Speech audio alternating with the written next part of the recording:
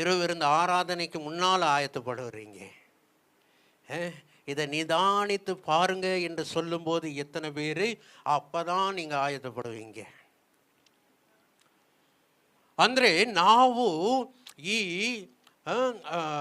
ಕಮ್ಯುನಿಯನ್ಗೆ ಬರುವಾಗ ನಾವೇನು ಮಾಡಬೇಕಂತೆ, ನಾವು ரெடியாய் வர வேண்டும். ஏனென்றால் நம்ம சாதாரணமான ஒரு காரியத்தை நம்ம வேற ஜனங்களுக்கு நாம் வெளிப்படுத்தவில்லை.